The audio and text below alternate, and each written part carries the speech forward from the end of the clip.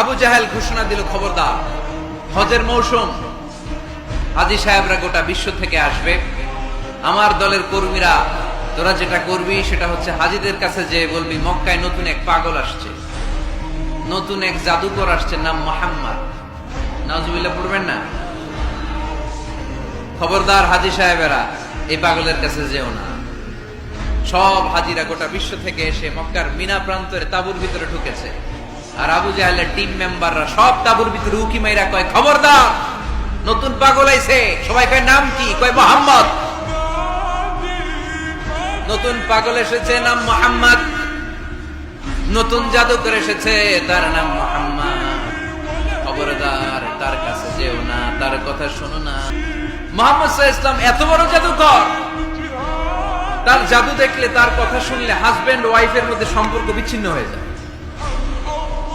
সে এত বড় জাদুকর, তার কথা শুনলে বাবা আর ছেলের সম্পর্ক ছিন্ন হয়ে যায়। সে এত বড় জাদুকর, তার কথা শুনলে বন্ধু বন্ধু আলাদা হয়ে যায়। খবরদার হাজী সাহেবরা, তোমরা হজ করতে এসেছো, করো, জমজমের পানি খাও আর খেজুর নিয়ে যাবা বাড়িতে, কিন্তু মুহাম্মদ সাল্লাল্লাহু আলাইহি ওয়াসাল্লামের কাছে যাওয়া যাবে না। আচ্ছা, আপনারা বুঝে শুনে উত্তর দেন। এই যে লক্ষ লক্ষ হাজী মিনার তাঁবুতে বসা, আর আবু জাহেলের লোকরা যে বললো নতুন জাদুকরের নাম মুহাম্মদ, তার কাছে যেও না, এই লক্ষ লক্ষ হাজীরা এর আগে জীবনেও মুহাম্মদ সাল্লাল্লাহু আলাইহি ওয়াসাল্লামের নাম শুনছে? তার মানে মুহাম্মদ সাল্লাল্লাহু আলাইহি ওয়াসাল্লামের নাম তাদের কানে পৌঁছে দেওয়ার দায়িত্ব আবু জাহেল নিজেই নিয়ে নিয়েছে। চিল্লায় কোন ঠিক কিনা? অপপ্রচার প্রচার হয়ে গিয়েছে। আর সবাই মনে মনে ভাবে, কয় কি, এত বড় জাদুকর, হজ করি আর না করি, এর না দেখা যাওয়া যাবে।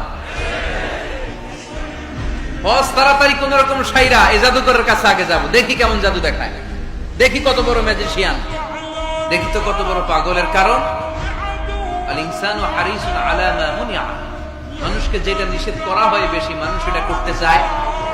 যদি বলি ওদিকে যাবি না, ওর বাপের কিরা ওদিকে যাবে, ঠিক কিনা? এটা আমাদের স্বভাব, আমাদের খাসলা, আমাদের বৈশিষ্ট্য। যেটা আমাদেরকে নিষেধ করা হয় বেশি, ওটা করতে মন চায়। সব হাজিরা মনে মনে ভাবলো, আমরা যাব যাব, তোরা যতই বলিস না কেন, যাব যাব, হজের পরে অবশ্যই যাব।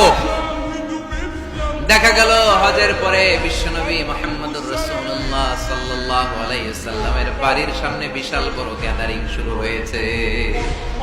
সবাই লাইন ধরে দেখা করতে গেছে। দেখা করতে যে বিশ্বনবীর চেহারা দেখে প্রথম নজরে সব পাগল। গোটা বিশ্বের খ্রিস্টানরা বিশ্বনবীকে নিয়ে এখন মাতোয়ারা। মাইকেল এইচ হার্ট, খ্রিস্টান, একটা বই লিখে গোটা বিশ্ব কাঁপিয়েছেন, দি 100 ranking of the most influential people and person in the world. পৃথিবী কাঁপানো 100 জন মনীষীর জীবনী নিয়ে একটা বই তিনি করেছেন। এই 100 জন মনীষীর জীবনীর মধ্যে যাকে নাম্বার 1 তিনি করেছেন, তিনি হচ্ছেন আমার নবী, আপনার নবী, প্যার নবী, বিশ্বনবী মুহাম্মদুর রাসূলুল্লাহ সাল্লাল্লাহু আলাইহি ওয়াসাল্লাম। মাইকেল এইচ হার্ট কি মুসলমান? সে একজন খ্রিস্টান।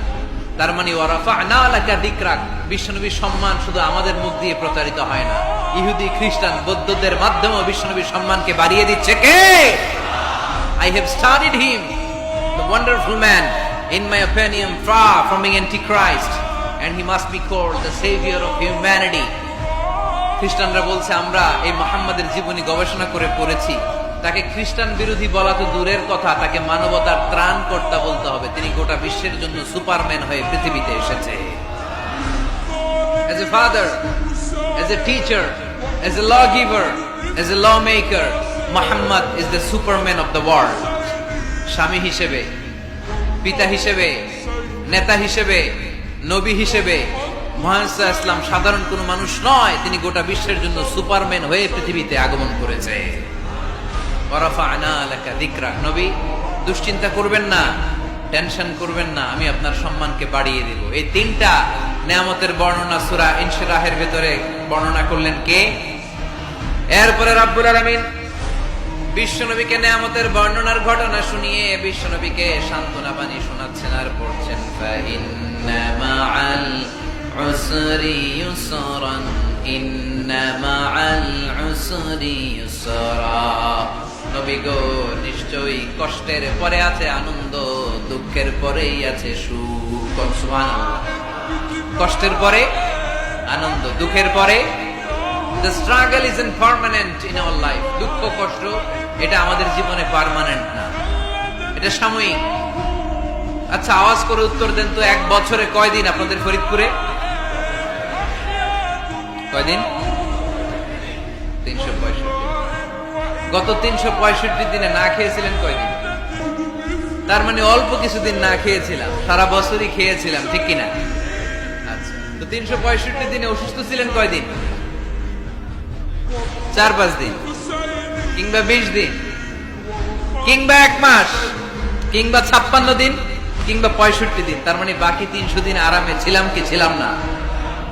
তার মানে আমাদের জীবনে দুঃখ বেশি না আনন্দ বেশি? সুখ বেশি না কষ্ট বেশি? এজন্য আল্লাহ বললেন, খবরদার, মুমিন কখনো হেরে যায় না।